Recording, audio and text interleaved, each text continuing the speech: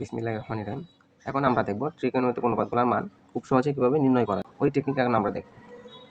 এই মানগুলো নির্ণয় করার জন্য আমি প্রথমেই 0 থেকে 4 পর্যন্ত লিখব। 0 1 2 3 4 এবং এই সবগুলো সংখ্যাকে আমি 4 দ্বারা ভাগ করব।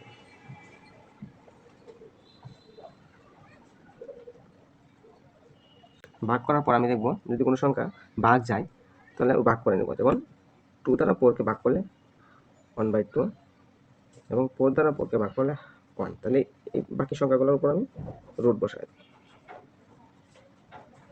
তাহলে এই 0/4 ভগ্নাংশ হচ্ছে আমার 0 ডিগ্রির জন্য, 1/4 ভগ্নাংশ হচ্ছে আমার 30 ডিগ্রির জন্য, এবং 1/2 এই ভগ্নাংশ হচ্ছে 45 ডিগ্রির জন্য, 3/4 এটা হচ্ছে 60 ডিগ্রির জন্য, এবং √1 90 ডিগ্রির জন্য।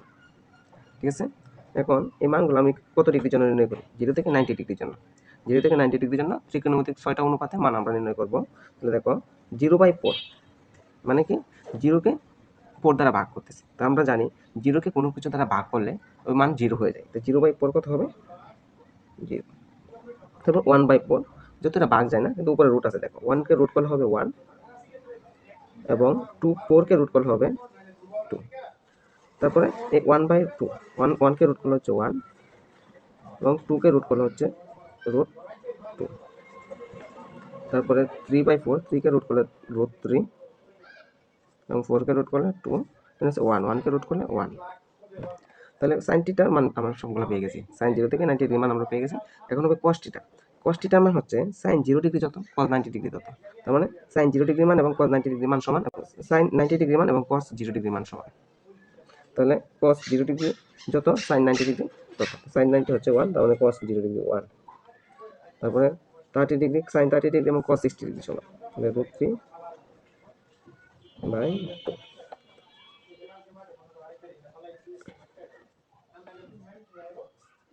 এটা হচ্ছে জি। এখন tan থিটা। tan থিটা সমান আমরা আগে পড়ে আসছি। tan theta equal sin theta by cos theta. তার মানে sin এর মানকে আমি cos এর মান দ্বারা ভাগ করলে tan এর মান পাবো। তাহলে দেখো sin 0 ডিগ্রি মান হচ্ছে 0 এবং cos 0 ডিগ্রি মান হচ্ছে 1। 0-কে কোনো কিছু দ্বারা ভাগ করলে ওই মান হবে 0। তো 0-কে আমি 1 দ্বারা ভাগ করতেছি, দেখো sin 0 মান হচ্ছে 0, cos 0 মান হচ্ছে 1। তো 0-কে কোনো কিছু দ্বারা ভাগ করলে মান হয়ে যায় 0। তারপরে sin, পরে আমার কোণ হচ্ছে sin 30। sin 30 মান হচ্ছে হাফ, আমি এখানে হাফ লিখলাম, এবং cos 30 মান হচ্ছে √3/2, আমি এখানে √3/2 লিখলাম। এখন যদি গুণ করি, দেখো আমার ভাগ ছিল, ভাগ থেকে এখন যদি আমরা গুণ করি, গুণ করলে নিচের যে ভগ্নাংশ সেটা উল্টে যায়। তাহলে এটা কাটা কি থাকতেছে 1/√3। তাহলে এখানে আছে 1/√2 1/√2 1/√2-কে 1/2 দ্বারা ভাগ করলে হচ্ছে 1। তারপরে √3/2-কে 1/2 দ্বারা ভাগ করলে হচ্ছে, তাহলে 2 কাটা যাবে √3। আর হচ্ছে এখানে sin 90 মান 1, cos 90 মান 0। তো 1-কে 0 দ্বারা ভাগ, মানে কোনো সংখ্যাকে যদি 0 দ্বারা ভাগ করি সেটা হচ্ছে অনির্ণয় বা অসংজ্ঞায়িত। এটা মনে রাখতে হবে, যে কোনো সংখ্যাকে 0 দ্বারা ভাগ করলে এটা হচ্ছে অসংজ্ঞায়িত।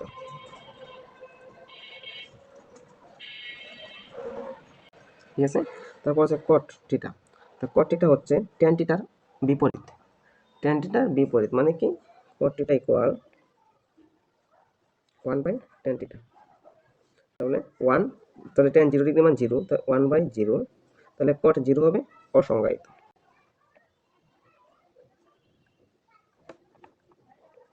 তো 1/√3 বিপরীত হচ্ছে √3, তো 1 এর বিপরীত 1, 1/√3 বিপরীত হচ্ছে 1/√3 অসংজ্ঞায়িত, তার বিপরীত 0। তো মনে রাখবো অসংজ্ঞায়িতের বিপরীত 0, 0 এর বিপরীত অসংজ্ঞায়িত।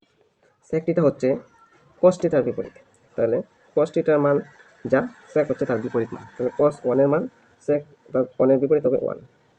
তারপরে cos √3/2 তার বিপরীত হবে 2/√3। 1/√2 এর বিপরীত শুধু √2। হাফ এর বিপরীত হচ্ছে 2 এবং 0, 0 এর বিপরীত আমরা কি বলছি? অসংজ্ঞায়িত।